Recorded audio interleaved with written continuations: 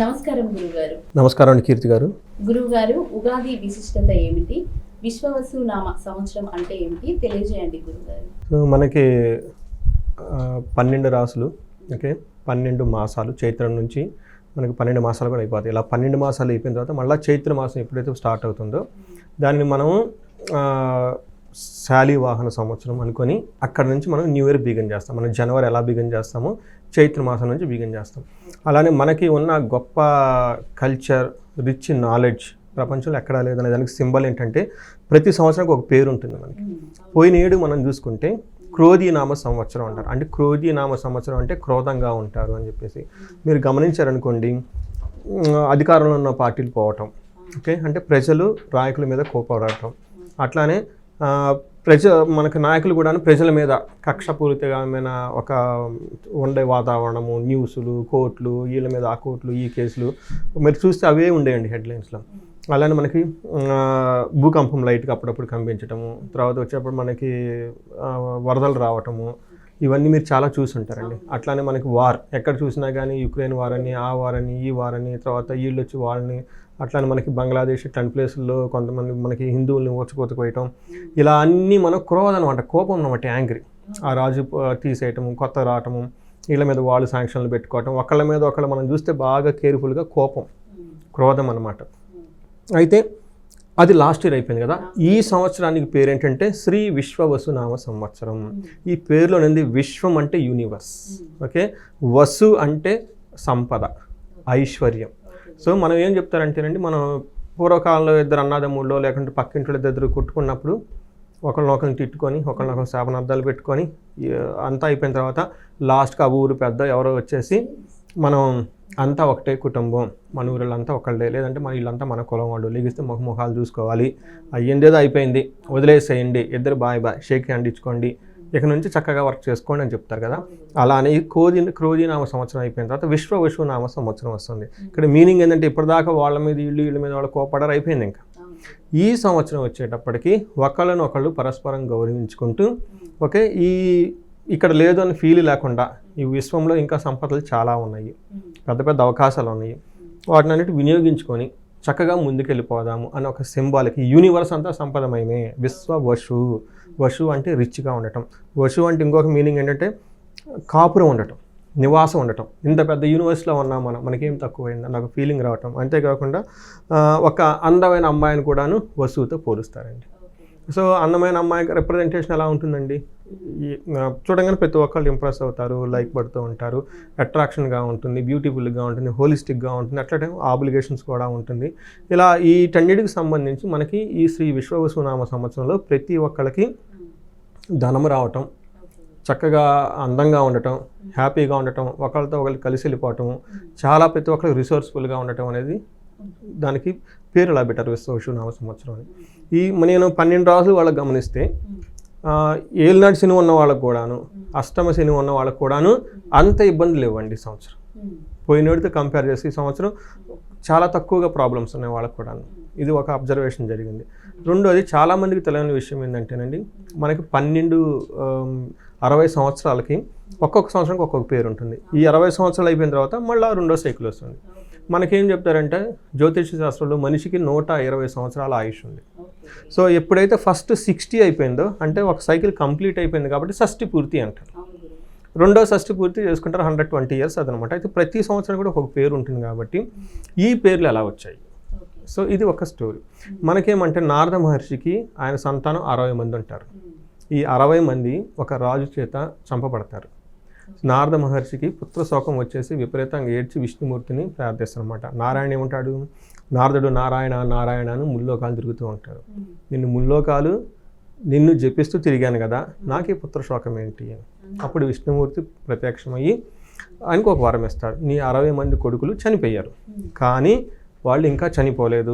Okay, ఈ universe అంతా ప్రతి ఒక్కళ్ళు ఒక్కొక్క సంవత్సరాన్ని రిప్రజెంటేషన్ చేస్తూ ఉంటారు. ఈ కాలచక్రంలో వాళ్ళు తిరుగుతూ ఉంటారు, ప్రతి సంవత్సరాన్ని వాళ్ళ పేర్లతో పిలుస్తూ ఉంటారు. సో నీ యొక్క భక్తికి ఈ వరం ఇస్తున్నాను అని చెప్పేసి వాళ్ళని ఎవరూ మర్చిపోకుండా ఇలా ప్రతి సంవత్సరం ఒక్కొక్క సంవత్సరానికి వచ్చే వాళ్ళ పేరు వాళ్ళు ఉండేసి వాళ్ళ అధ్యక్షతన వాళ్ళ యొక్క గుణగణాలను మనం ఫాలో అవుతూ ఉంటాం. ఇది మనకి శ్రీ విశ్వవసునామ సంవత్సరం తెలుగు మీరు ఇంకొక మాట కూడా అడిగారు, ఉగాది యొక్క విశిష్టత ఏంటి. మేము చూసుకుంటారండి, ఈ ఉగాది ఈ ఆస్ట్రాలజికల్గా చాలా పద్ధతులు ఉంటాయండి. క్యాలెండర్లో మనం ఇంగ్లీష్ క్యాలెండర్ అంటాం కదా, గెర్గేనియన్ క్యాలెండర్ అంటాము. అట్లానే మనకి కొంతమంది వచ్చేప్పటికి డిఫరెంట్ న్యూ ఇయర్లు సెలబ్రేట్ చేస్తూ ఉంటారు. అయితే ఈ ఉగాది వచ్చేటప్పటికి అత్యంత ప్రాచీనమైన పద్ధతి అండి. ఇందులో మనకి జ్యోతిష శాస్త్రం ప్రకారం 12 రాసుల వారికి ఎలా ఉండబోతుంది, రాజులు ఎలా ఉండబోతున్నారు, డిఫెన్స్ సిస్టమ్ ఎలా ఉండబోతుంది, యుద్ధాలు వచ్చి ఎలా ఉన్నాయా, భూకంపాలు ఎలా వచ్చే అవకాశం ఉందా, వీటన్నిటికి సంబంధించి చాలా క్లూస్ మన మహర్షులు రహస్యంగా అందులో పెట్టారండి. అయితే మనం ఈ ఉగాది పండగ ఈ సిస్టాన్ని, ఇది చాలా ఈ జ్యోతిష శాస్త్రంలో అత్యంత ఓల్డెస్ట్ మెథడ్. సో ఈ మెథడ్ని మనం ఇంకా ఫాలో అవుతూ ఉన్నాము. ఇప్పటికీ ఇది అందులో చెప్పినట్టు అందరికీ వాళ్ళకి ఎక్స్పీరియన్స్ అవుతూ ఉన్నారు. మహర్షుల గొప్పతనం, మనం కూడాను దీన్ని నమ్మకంగా పట్టుకొని పోతూ ఉన్నాం జనరేషన్స్ టుగెదర్. సో ఇలాంటి ఈ సిస్టమ్ అనేది ఇంకా ఎన్ని వేల కోట్లు లక్షల కోట్లు ఇంకా ముందుకు వెళ్తుందో తెలియదండి. సో ఇలాంటి ఉగాది పండుగకు సంబంధించి విశేషాలు నేను మీతో పంచుకోవటం మా అదృష్టం. అలానే మనకు అవకాశం ఇచ్చిన ఈ ఛానల్ వాళ్ళకు కూడాను ధన్యవాదాలు చెప్పుకుంటూ, అందరికీ భక్తిగా మహర్షులు చెప్పిన ఈ జ్ఞానాన్ని యాజ్ ఇట్ ఈజ్గా తూచా తప్పకుండా చక్కగా మనం అందరం పంచుకొని, అలానే ఇది చెప్పుకోవడం కూడా చాలా అదృష్టం అండి. చెప్పినందుకు నేను అదృష్టవంతుడిని, ఎందుకంటే మహర్షులు ఇచ్చిన జ్ఞానాన్ని నా నోటి పలుకుతుంది కాబట్టి. వింటున్నందుకు మీరు అదృష్టవంతులండి, ఎందుకంటే ఇది అందరికీ వచ్చేది కాదండి. మనం ఏమనుకుంటా అంటే మీరు నేను లేదంటే చూసే ఆడియన్స్ అనుకుంటామండి. కానీ ఈ సృష్టిలో, ఈ నేచర్లో సూక్ష్మ రూపంలో మన చుట్టూ ఎన్నో కోట్ల జీవులు తిరుగుతూ ఉంటాయండి. అవి కూడా ఏంటి, అవి కూడా ఓ ఈ సంవత్సరం నాది ఎలా ఉంది అని వాళ్ళు కూడా చూసుకుంటారండి.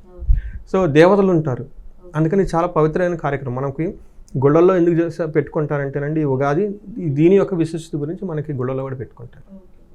దేవుళ్ళు ఉంటారు కాబట్టి అక్కడ వాళ్ళు కూడా వినాలి కాబట్టి, జనాలు వినాలి కాబట్టి ఇంత పవిత్రమైన కార్యక్రమం చేస్తున్నామండి.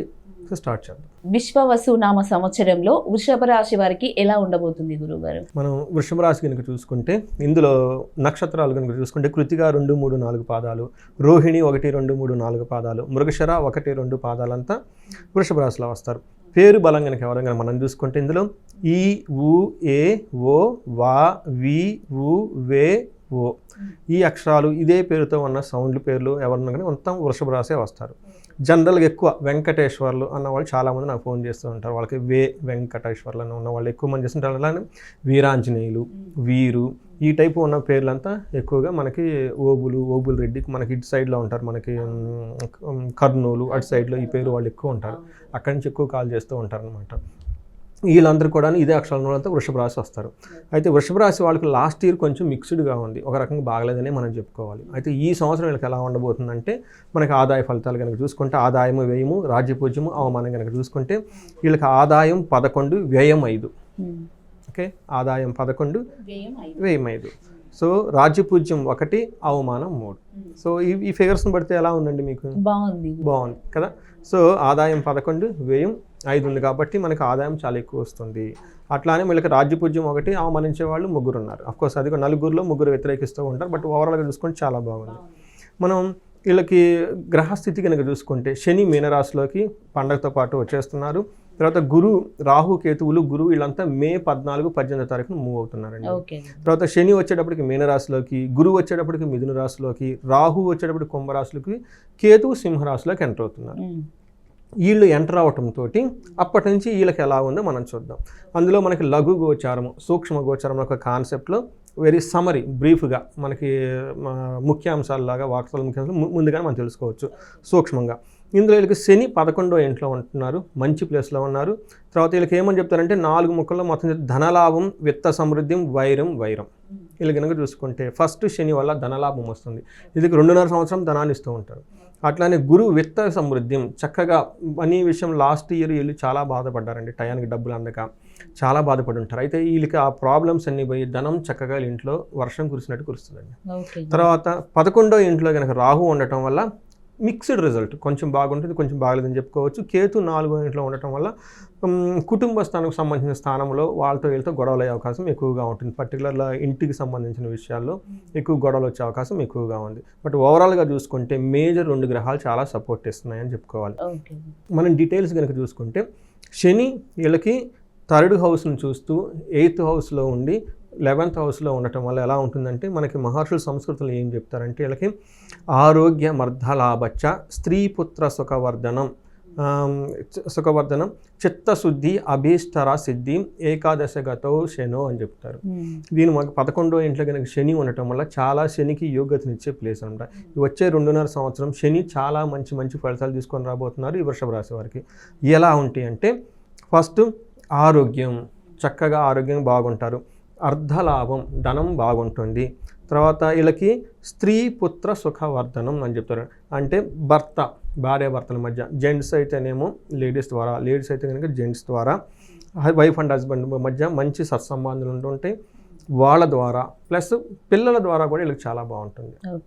అంతేకాకుండా ఏమని చెప్తారు, చిత్తశుద్ధి, వీళ్ళకి మైండ్ చాలా బాగుంటుంది.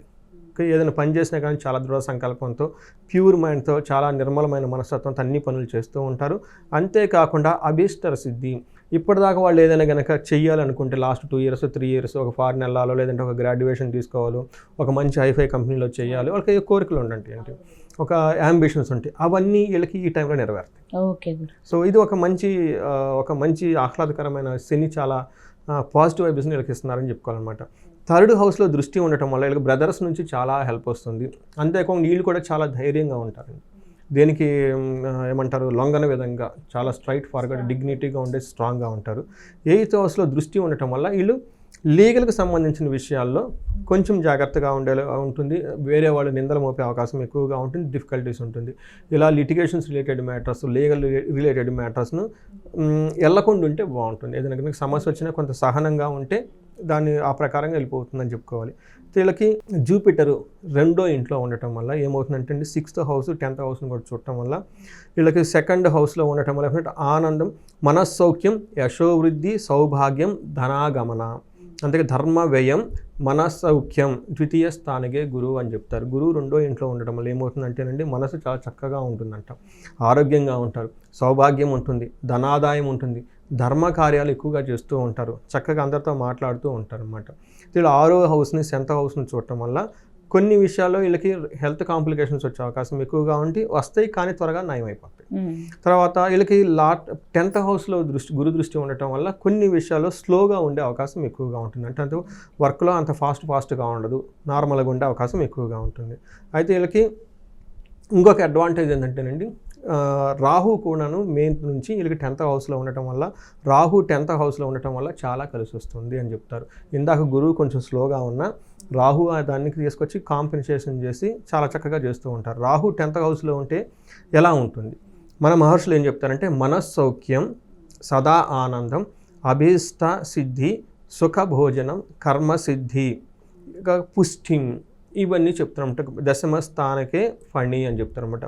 10వ ఇంట్లో కనుక ఫణి అంటే రాహు ఉంటే ఏమవుతుందంటేనండి మనస్సు సౌఖ్యంగా ఉంటుంది, ఎప్పుడు ఆనందంగా ఉంటారు, ఇష్టమైన భోజనం తింటారు, ఆనందంగా ఉంటారు, బలంగా ఉంటారు, దేహపుష్టి కలిగి ఉంటారు, జిమ్కి వెళ్తారు, యాక్టివ్గా ఉంటారు, చాలా చక్కగా ఉంటారు. సో మనకు చూసుకుంటే అనుకుంటే శని బాగున్నారు, గురువు బాగున్నారు, రాహువు బాగున్నారు. ఒక కేతు మాత్రం ఇంటికి సంబంధించిన విషయాల్లో, సుఖానికి సంబంధించిన విషయాల్లో కొంచెం ఇబ్బందులు పెట్టి ఆటంకాలు కలిగించే అవకాశం ఎక్కువగా ఉంది. ఈ ప్రకారంగా చూసుకుంటే ఈ రాశి వాళ్ళు ఈ విశ్వవసు నామ సంవత్సరంలో చాలా చక్కగా ఉందని మనం తెలుసుకోవాలి. ఓకే గురుగారు, నక్షత్రాల పరంగా ఎలా ఉంటుంది ఈ రాశి వారికి? ఇందులో 3 నక్షత్రాలు ఉంటాయండి, కృతిక, రోహిణి, మృగశిర. మనం కృతికా నక్షత్రం కనుక చూసుకుంటే వీళ్ళకి రాజ్యం అంటే ప్రమోషన్స్ వచ్చే అవకాశం ఎక్కువగా ఉంది, సంపదలు వచ్చే అవకాశం ఎక్కువగా ఉంది. ఎవరైనా ఫారిన్ వెళ్ళాలనుకున్న వాళ్ళకి చాలా యోగ్యకరమైన టైం అని మనం చెప్పుకోవాలి. హెల్త్ కాంప్లికేషన్స్ ఇప్పటిదాకా ఎవరైనా కనుక హెల్త్తో బాగలేకపోతే ఈ టైంలో చాలా బాగుండే అవకాశం ఎక్కువగా ఉంది. ధనలాభం ఉంది, సర్వజన పూజ్యము, అందరి నుంచి చక్కగా గౌరవ ప్రతిష్టలు పొందుతూ ఒక రిప్యుటేషన్గా ఉండి ఒక హ్యాపీగా ఉండే చాలా ఉత్సాహంగా ఉండే అవకాశం ఈ కృతికా నక్షత్రం వాళ్ళకి ఉంది. అలానే రోహిణి నక్షత్రం వాళ్ళకి రాజ్యము, సంపద, పరవాసము, సర్వజన పూజ్యము అంతా బాగుంది. అప్పటిదాకా ఎవరైతే కనుక హెల్త్ కాంప్లికేషన్స్లో ఫేస్ చేస్తుంటే హెల్త్ నయమైపోయే అవకాశం ఎక్కువగా ఉంటుంది. నవంబరు, డిసెంబర్లో లాస్ట్ 2 months, లాస్ట్ 3-4 months కొంచెం హెల్త్ విషయంలో జాగ్రత్తగా ఉండాలి. మృగశిర నక్షత్రం వాళ్ళకి రాజ్యము అంటే ఒక ప్రమోషన్స్ లాగా వచ్చే అవకాశం ఎక్కువగా ఉంది. ఈ నక్షత్రం పరవాసము, ఫారిన్ వెళ్ళాలనుకున్న వాళ్ళకి, లేదంటే ట్రాన్స్ఫర్ వేరే ఎక్కడి నుంచి వాళ్ళకి ఉన్న ప్లేస్ నుంచి వేరే చోట ట్రాన్స్ఫర్ అవ్వాలనుకున్నా కావండి, లేదంటే ఉన్న ప్లేస్ నుంచి ఇంకో చోటుకి వెళ్ళే అవకాశం చాలా ఎక్కువగా ఉంటుంది. వీళ్ళకి కూడా హెల్త్ కాంప్లికేషన్ మార్చి నుండి వచ్చే అవకాశం ఎక్కువగా ఉంది.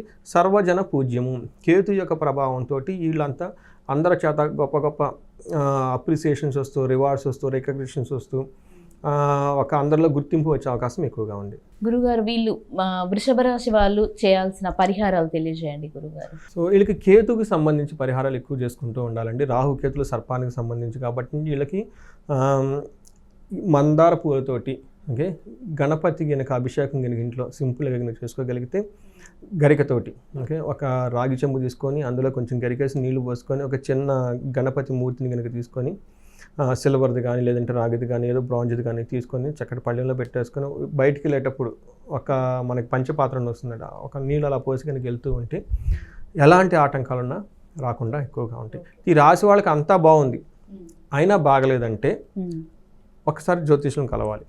ఎందుకంటే కొన్ని ప్రాబ్లమ్స్ ఉంటాయండి, పితృశాపాలు, తర్వాత కొంతమంది దృష్టి, ఏడుపులు, ఈ నరదృష్టి, ఇవన్నీ చాలా ఉంటాయండి. తర్వాత కొంతమందికి జాతకంలో బాగున్నా కానీ బాగలేదు కాబట్టి ఇలాంటి వాళ్ళు ఏమైనా కానీ దానికి సంబంధించిన హోమాలు కానీ యజ్ఞాలు కానీ తర్వాత పుణ్యక్షేత్రాలు కనుక దర్శిస్తే చాలా బాగుంటుంది.